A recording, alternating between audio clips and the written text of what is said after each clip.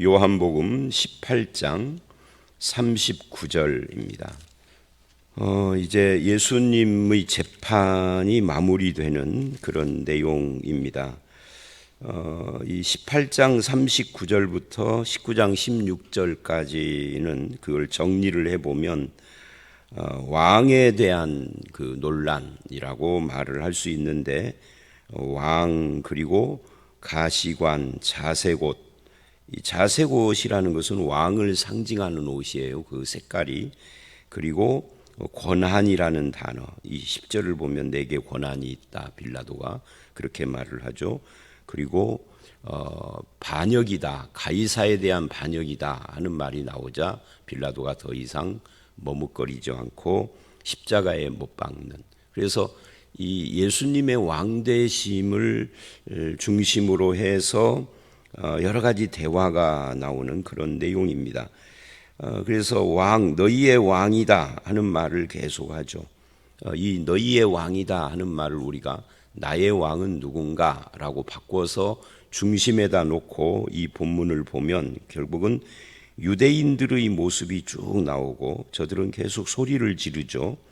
그리고 빌라도가 어떤 태도를 보이느냐 하는 것이 예수 그리스도가 왕이다 하는 걸 놓고 양쪽으로 그런 두 무리의 그런 모습이 나오고, 최종적으로 유대인들이 선택을 하되 마지막에 유대인들이 이렇게 말을 하죠. 우리에게는 가이사 외에 왕이 없습니다. 스스로 신앙을 부정하는 거예요. 하나님만이 우리의 유일한 왕, 이게 성경이 말하는 이제 유대인들은 기독교가 아니기는 한데 유대 종교도 결국 구약 성경을 믿는 거라, 신약은 안 믿지만, 예수는 안 믿지만, 그리고 하나님만이 왕이다, 이게 구약 성경의 중심이죠. 그런데 저들은 스스로 그걸 부정하고 있는 거예요. 가이사만이 우리의 왕입니다 하고 결론을 내리죠. 그리고 빌라도가 또 최종 선택을 합니다. 계속 머뭇거리죠. 나는 그에게서 죄를 찾을 수가 없었다라고. 그리고 놓아주려고 막 애를 쓰기도 하고, 이게 이 본문을 읽어보면 빌라도가 참 안타까운 사람이에요. 그런데 최종적으로 선택을 십자가에다가 넘기는 선택을 합니다. 왜냐하면 네가 만약에 예수를 넘겨주면은 그건 가이사에게 반역하는 것이다라고 하는 압력을 받으니까 결국은 둘 다, 유대인이나 빌라도나 둘 다 왕 문제였던 거죠. 너의 왕은 누구냐? 그때 빌라도도 왕은 가이사고 유대인들도 우리의 왕은 가이사고, 참된 왕 예수 그리스도를 앞에 놓고 그렇게 갈라지는 모습을 보여줍니다. 이게 이제 전체 흐름이에요. 이런 전체 흐름을 놓고 좀 자세히 이야기를 해보면 18장 38절에 끝에 이렇게 말을 하죠. 빌라도가 진리가 무엇이냐 하더라 해놓고 이 말을 하고 다시 유대인들에게 나가서 이르되 나는 그에게서 아무 죄도 찾지 못하였다. 재판관으로서 내가 피고인에게서 죄를 못 찾았다 그러면 어떻게 해야 돼요? 그럼 놓아줘야 되죠. 석방해야 돼요. 무죄 선언을 해야 되죠. 그것이 당연한 거예요. 그런데 놓아주지를 못합니다. 왜죠? 압력을 받고 있잖아요. 유대인 무리의 압력을 받고. 빌라도가 저들을 통치하는 통치자지만, 그러나 빌라도 뒤에 황제가 있으니까 저들의 소요 사태가 일어나면 자기 자리를 지킬 수가 없어요. 근데 참 아이러니한 것은 뭐냐면 빌라도가 이렇게 죄를 찾지 못하였다라는 이걸 말을 하면서도 예수를 결국은 십자가에 못 박기까지 자기 그 총독으로서의 이 지위, 위치, 이거를 지키고자 했어요. 한 나라의 왕 같은 존재잖아요. 총독이면 왕보다 더 높죠. 그 왕의 나라를 위해서 다스리는 것이 총독이니까. 그런데 예수님을 십자가에 못 박고 얼마 있다가 로마 황제로부터 실각을 당합니다. 빌라도. 그래서 그걸로 그냥 인생 끝납니다. 영 재기도 못하고. 그러니까 인생이 참 웃겨요. 그렇게 될 줄 알았으면은 양심대로라도 헐걸. 그죠? 그걸 지키려고 했는데 결국은 못 지킨 거예요. 자기 자리를. 그것 때문에 이 죄인이 아닌 예수를 못 박았는데, 이게 참 아이러니하고, 그래서 이제 우리식으로 말하면 결국은 하나님의 뜻이고 섭리고 그런 것이다 하는 것을 알 수가 있죠. 십자가에서 인류를 구원하시려고 하는 그런 하나님의 뜻인 거죠. 근데 빌라도 개인으로 놓고 보면 이 사람은 진리에 확신이 없고 우유부단한 사람이에요. 근데 여기서 우리가 한 가지 주목을 해야 할 것은 빌라도만 그러는 건 아닙니다. 빌라도는 총독이기 때문에 상당한 지식인입니다. 그리고 스토아 철학을 배운 사람으로 알려져 있어요. 그러니까 철학에 대해 그 당시 학문이라는 건 거의 철학이니까 스토아 철학을 배운 굉장한 지식인인데, 문제는 뭐냐면 지식인들의 문제 중에 하나가 진리를 알지만 확신은 못한다는 거죠. 그래서 대부분 많은 지식인들이 많은 것을 알고 있지만 우유부단하죠. 아는 것과 달리 행동과 실천력은 없는 것이 지식인들입니다. 이게 불가지론자들이 많고요. 신에 대해서 지식이 그렇게 만든 거예요. 그런 모습을 여실히 이 본문에서 보여주고 있어요. 그래서 이제 빌라도가 이렇게 말을 하죠. 39절 40절에 6월절이면 한 사람을 놓아주는 전례가 있다. 이게 전통인 거예요. 죄수 중에 하나. 우리로 말하면 8.15 특사, 크리스마스 특사 하듯이 대통령이 그런 거 하지 않습니까? 그런데 그런 권한, 특사를 하는 권한은 총독에게 있는 거예요. 그래서 예수님을 놓아주려고 그래요. 너희는 내가 유대인의 왕을 너희에게 놓아주기를 원하느냐 하고 다시 확인을 하는 거죠. 확인할 거 뭐 있어요? 자기 권한인데 자기 권한대로 하면 되지. 그런데 빌라도는 자기 권한을 마음대로 못 쓰는 불행한 사람입니다. 사람들의 눈치를 봐야 합니다. 자기 자리 때문에 그러는 거죠. 그러니까 소리질러 이 사람이 아니라 바라바라 하니 바라바는 강도였더라. 그러니까 이 요한복음은 이런 식으로 하는데, 다른 복음에 보면 이 바라바하고 예수님하고의 관계에서 빌라도가 예수를 놓아주려고 애쓰는 모습이 더 자세히 나오는 것도 있죠. 그래서 이제 빌라도가 그 말을 듣고 예수님을 채찍질을 합니다. 19장 1절 이하죠. 1절로 3절. 그러니 이제 빌라도가 채찍질을 명했겠죠. 그러니까 명령받은 군인들은 지금 빌라도의 마음, 빌라도의 생각 이런 거 모르니까 채찍질을 하라 그러니까 신이 났어요. 가시나무로 관을 엮어서 머리에 씌우고, 왕이라는 소리를 들었으니까 조롱하는 거죠. 이게 왕관처럼 자색 옷, 왕들이 입는 색깔의 옷이죠. 입히고 유대인의 왕이여 평안하라 하면서 손으로 때리고, 손으로 때렸다라는 것은 이게 아프라고 때린 것이 아니라 모욕했다 하는 이야기입니다. 빌라도의 의도는 아니에요. 빌라도는 왜 그럼 채찍으로 때리라 했느냐 하면, 예수님이 채찍에 맞은 모습을 보면 유대인들이 좀 긍휼히 여기는, 불쌍하게 생각하는 마음이 들어서 바라바가 아니라 예수님을 택할 가능성을 염두에 둔 거예요. 그리고 그를 다시 데리고 나옵니다. 4절. 보라, 이 사람을 데리고 너희에게 나오나니 이는 내가 그에게서 아무 죄도 찾지 못한 것을 너희에게 알게. 봐라, 내가 채찍질을 해서 신문을 했지 않느냐. 그럼 채찍 자국이 있는 거죠. 이 로마의 채찍이라는 것이 끝에 나비나 그 동물의 뼈 같은 것이 달려 있어서 벗겨놓고 때리면 살점이 묻어난다고 합니다. 그러니까 막 피투성이가 됐겠죠. 그런 모습을 예수님의 모습을 보여준 겁니다. 내가 이렇게 신문을 했다. 그런데 죄가 없더라 하는 것을 보여주는 거예요.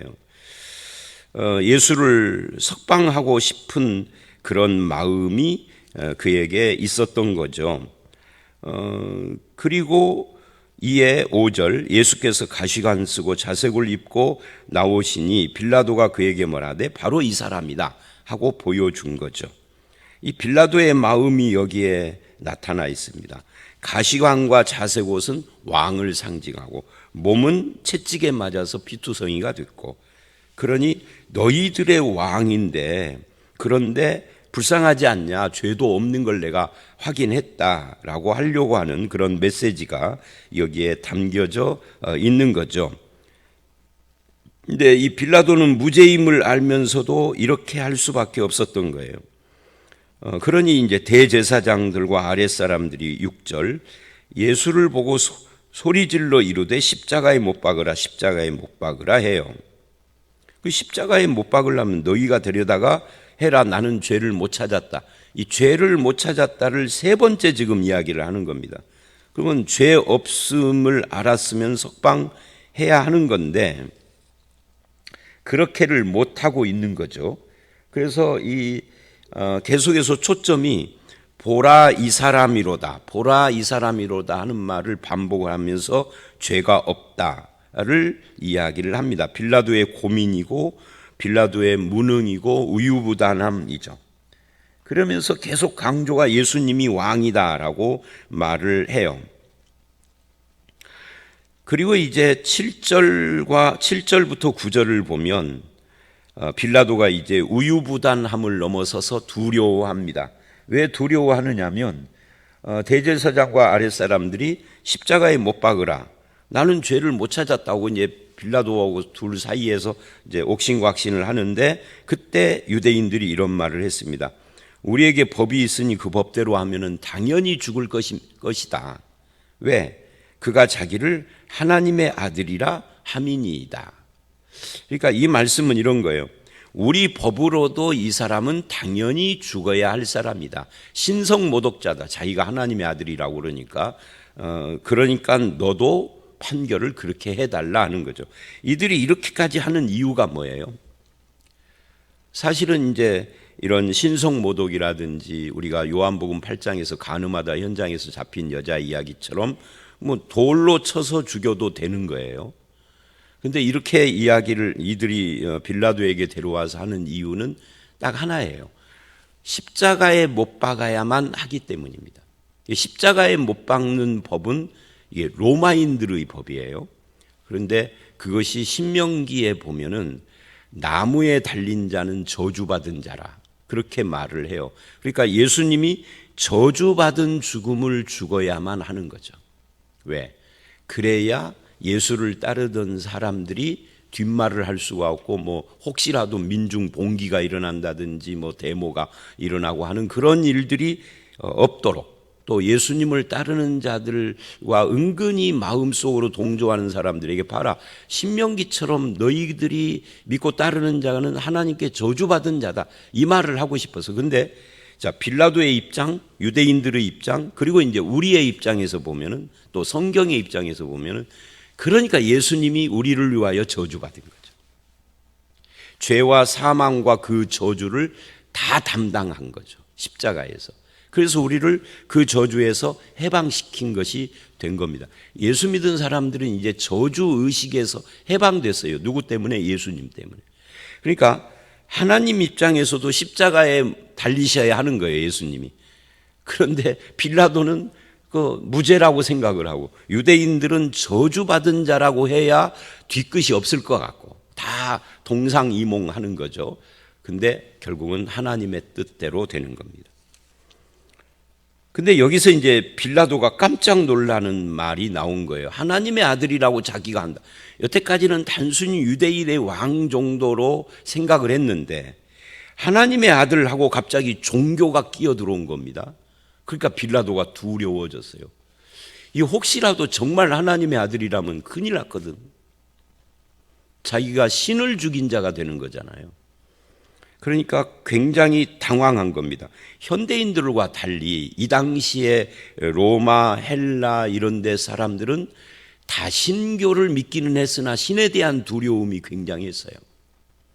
그렇기 때문에 더욱 두려워했다. 그래서 이제 잠시 중단을 하고 예수를 데리고 관정으로 들어갔습니다. 그리고 개인적으로 묻는 거죠. 너는 어디로부터냐? 말하자면 예수님의 존재의 근원을 묻고 있는 거예요. 신의 아들이라고 그러니까 예수님의 입으로부터 듣고 싶은 거죠. 정말 그런가? 유대인들이 지금 그렇게 모함하는 건가? 예수님이 진짜 그렇게 말을 하는가? 어쩌면 예수님이 확실하게 말을 했으면 빌라도가 마음이 달라졌을지도 몰라요. 그래서 너는 어디로부터냐? 그런데 예수님이 대답을 안 해주시는 거예요.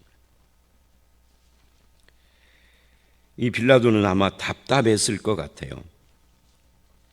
결국 빌라도는 이렇게 말을 합니다. 10절에 나에게는 너를 놓을 고난도 있고 십자가에 못 박을 고난도 있다. 자기가 고난을 가지고 있다. 이 고난이라는 것은 왕적인 거잖아요. 그러니까 오늘 말씀은 계속 왕하고 관계되는 단어들이 나온다 그랬잖아요. 고난이 있다라고 하면서 예수님을 일종의 설득을 하는 거예요. 그러니 나에게 말을 해봐라 하는 거죠. 네가 정말 신의 아들이라면 나에게 말을 해라. 그럼 내가 너를 여러분 이 대화가 얼마나 재밌는지 지금 분별이 되시죠? 예수님이 정말 신의 아들이고 신이라면 빌라도가 놓을 고난이 있고 못 박을 고난이 있다라는 이 말이 되게 웃기는 거예요. 신 앞에서 내가 무슨 고난이 있어요? 근데 우리들도 똑같아요. 하나님께 기도하고 하나님 앞에 나와서도 자기가 뭔가를 할 수 있는 것처럼 말하는 것은 우리도 비슷하단 말이죠. 하나님은 어떤 존재냐 할 때, 그러니까 내가 모든 것을 할 고난이 있고 그냥 하나님은 마지막 사인만 해달라. 이게 이제 우리들의 태도인데 빌라도는 그거보다는 조금 더 나가 있죠. 내가 고난이 있다. 예수님이 이런 말을 들으면서 참 빌라도를 많이 쳐다봤을 것 같아요. 참 뭘 모르는 놈이로구나 하고. 그러니까 예수님이 대답을 안 해주니까 이런 말을 한 거죠. 근데 그 말을 고난이 있다 그러니까 예수님이 답답한 거죠. 야 이놈아 네가 무슨 고난이 있어. 그래서 11절에 이래요. 위에서 주지 아니하였더라면 고난이 없다. 고난이 너에게 만약에 총독으로서 있다면 그건 위로부터 주어진 거다. 로마서 13장에서 바울이 위로부터 온 권세에 대한 이야기를 하잖아요. 이 세상 권세는 위로부터 나지 않음이 없다. 악하든 선하든 악하면 그거 하나님께 책임져야 하는 거고 주신 분에게. 선해도 물론 마찬가지지만 여기서도 고난이 없다. 위에서부터 주었다. 그러니 나를 너에게 넘겨준 자의 죄가 크다. 이렇게 말을 해요. 그러니까 빌라도가 그 말을 듣고 또 당황한 거죠. 그래서 이제 조금 더 봐야 합니다만은 여기까지 놓고 보면 빌라도는 굉장히 우유부단한 사람이었다 하는 것을 알 수 있고, 아까도 말한 것처럼 왜 우유부단했을까? 지키고 싶은 것이 있어서. 그런데 그 지키고 싶은 것을 결국은 이렇게 해서 지키려고 했지만 얼마 못 가서 결국은 그 자리에서 쫓겨나서 죽는 어리석은 인간 모습. 이게 빌라도만 그러느냐? 우리도 그렇습니다. 우리 중에 왜 누군가는 우유부단하죠? 왜 진리대로 살지 않고 하나님 뜻대로 못 사는 거죠? 그건 지킬 것이 있는 사람들이 지킬 것이 많은 사람들일수록 우유부단한 거예요. 욕심과 이익 때문에 그런 거죠. 부가 많고 지식이 많고 권력이 많고 지위가 있고 명예가 많고 그런 사람들이 우유부단하죠. 그래서 성경은 뭐라고 그래요? 심령이 가난한 자가 복이 있다. 이렇게 이야기를 하는 겁니다. 자, 이제 이 고난 이야기로 넘어왔어요. 그런데 위에서 주시지 않았다면이라고 했습니다. 하나님이 허용한 겁니다. 부든 건강이든 지식이든 무슨 권세든 지위든 다, 심지어 반대쪽에 내 삶의 고난까지도, 영광도 고난도 하나님이 허용하지 않으면 안 되는 거죠. 그래서 그런 하나님의 왕 되심을 인정하는 것이 하나님을 믿는 사람들의 중요한 신앙 고백이어야 합니다.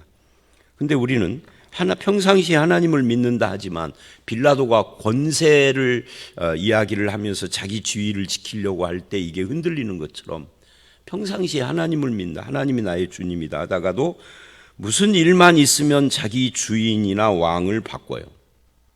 나의 주인은 뭐다 하고 바꾸는, 표현을 그렇게는 않지만 태도가 그런다는 거죠. 그래서 이런 부분도 우리에게 굉장히 중요한 도전이라고 할 수가 있습니다. 우리가 이 고난 주간에 생각해야 할 부분이 바로 그런 거죠. 금식하고 이런 게 중요한 것이 아니라 정말 예수 그리스도가 나의 주인인가? 나를 위하여 저주를 받으시고 죄와 사망에서 건진 참 나의 하나님이신가, 이런 것들을 분명히 해야 합니다. 그런데 이제 12절부터 이제 빌라도의 아킬레스건을 건드려요. 유대인들이 볼 때 이 친구가 가만히 놔두면은 지금 한도 끝도 없이 미적거릴 것 같으니까 핵심을 건드리는 겁니다. 뭐라고 하죠? 소리를 질러 이렇게 말을 해요. 이 사람을 놓으면, 예수를 당신이 지금 죄 없다는 말을 계속하면서 석방하려고 그러는데, 만약 이 사람을 놓아준다면 그러면 가이사의 충신 아니다 당신, 이렇게 말을 해요. 왜? 무릇 자기를 왕이라 하는 자는 가이사를 반역하는, 충신 반역, 이 아주 중요한 아킬레스건을 지금 건든 거예요. 요거에 문제가 되고 이런 부분에서 조금이라도 황제의 의심을 사면 그냥 그 자리에서 목이 날아가는 거니까. 그러니까 이게 아킬레스건이에요. 로마의 황제가 총독을 평가하는 기준은 바로 소요, 반란, 그리고 충성, 뭐 이런 것이거든요. 근데 당신 충신 아니고만 한 거예요. 그러니까 빌라도가 그때 이 말을 듣고, 그러죠. 13절, 이 말을 듣고 마음이 바뀝니다. 마음이 바뀌는데 그래도 찜찜하니까 한 번 더 확인하는 거예요. 그 돌을 깐 뜰, 돌을 깐이라는 것이 참 이 우리나라 말이 깠다라는 말이 뭘 정으로 깠다는 말인가? 그게 아니라 돌을 바닥에다 깔았다 그 말이에요. 그러니까 우리 지금으로 말하면은 포장한 거죠. 이렇게 맨 땅이 아니라 돌을 깐 뜰에 이제 거기에 재판석이 있는 겁니다. 거기에 앉았어요. 이제 정식으로 선고하겠다 이거예요. 이제 마음이 흔들리는 거 이제 끝났어. 왜? 충신 반역 이야기가 나오니까 계속 내가 미적거리면 큰일 나겠구나. 마음의 결단을 했어요. 그러니까 빌라도가 결정하는 데 있어서 가장 중요한 근본 원리가 뭐예요? 자기 자리 지키는 거죠. 이것이 진실이 아니에요. 내 자리를 지키는 것, 이것만이 제일 중요한 거죠. 진실이 아니고. 오늘날도 세상의 법관, 검사, 판사, 무슨 또는 변호사 하는 사람들도 무슨 법 앞에 공평이니 법 앞에 뭐니 하고 헛소리를 하지만 다 결국은 돈일 거요. 돈. 그리고 이제 변호사들은 돈일 것이고, 그리고 이제 검사나 판사들은 명예, 권력, 지위 이런 거겠죠. 이참에 정권 바뀌는데 혹시 이 새로운 정권에서 내가 뭐 부장판사라도 해볼까 뭐 이런 생각도 오고, 아니 검사장이라도 해볼까 막 이런 생각이 더 짙겠죠. 뭐 뻔한 거죠. 그런데 이제 이 빌라도가 마음의 결정을 했습니다. 그리고 다시 한번 확인해요. 14절, 유대인들에게 보라 너희 왕이로다. 확인하는 거예요. 너희 왕이로다. 혹시라도 한두 사람이라도 아니요 뭐 그분은 뭐 하면서 이렇게 하는 사람이 있으면은 또 조금 어떻게 해볼 마음이 있는지. 그런데 그때 저들이 또 이렇게 말을 합니다. 없이 하소서. 우리 왕이다 그러니까 왕 우리는 없습니다. 없이 하소서, 없이 하소서, 십자가에 못 박으소서. 그리고 이렇게 말을 해요. 가이사 외에 우리에게 왕이 없습니다. 이게 이제 결정적인 이야기입니다. 결국 우리는 여기서 16절에 그래서 예수님을 십자가에 못 박도록 넘겨주는데, 여기서 우리가 가이사 외에는 왕이 없다 하는 이 말이 유대인들의 고백일 뿐만 아니라 빌라도는 당연히 가이사만이 자기 왕인 거니까, 그래서 유대인이든 로마인이든 하나님을 믿는 사람이든 다신교를 믿는 사람이든 결국은 여러분 빌라도는 다신교이니까 자기들이 믿는 수많은 신들 있잖아요. 근데 그것들은 왕이 아니야. 내 왕이. 이건 그냥 있는 거고 가이사만이 왕인 거죠. 빌라도도. 모든 것을 움직이는. 유대인들도 여호와를 믿어요. 복장도 여호와를 믿는 제사장 복장을 지금 하고 여기 있습니다. 그런데 실제로는 여호와 하나님을 믿는 것이 아닌 거죠. 가이사가 왕인 거죠. 자기들의 정체가 완전히 드러났어요. 그래서 오늘 말씀은요, 이런저런 말이 아니고 딱 이 말이에요. 너희 왕이 누구냐? 예수가 아니고 여호와가 아니고 가이사다. 이거를 유대인도 하나님 믿는 사람도 그러고 빌라도도 그러고. 그래서 이것이 오늘 말씀의 결론이고 중심입니다. 이 말을 하기 위해서 여태까지 설명을 한 거죠. 여러분, 근데 가이사 외에게는 우리에게 왕이 없다는 이 말이 얼마나 무서운 말이에요. 하나님을 믿는 사람들에게는 이게 굉장히 무서운 말이에요. 더군다나 대제사장, 하나님을 믿는 사람들의 수장이잖아요. 그런데 하나님이 왕이 아니다라고 스스로의 입으로 말하고 있다라는 거 굉장히 무서운 겁니다. 여러분, 어느 날 여러분의 목사인 노재석이가 나의 주인은 하면서 나의 주인은 윤석열입니다 한다면 여러분 어떠시겠어요? 네? 아니면은 지금은 떨어졌지만 차기를 노리는 이재명이 여전히 내 마음의 왕입니다 라고 목사가 공개적으로 고백을 한다면 어떻게 될까요? 그런 거하고 똑같은 거예요.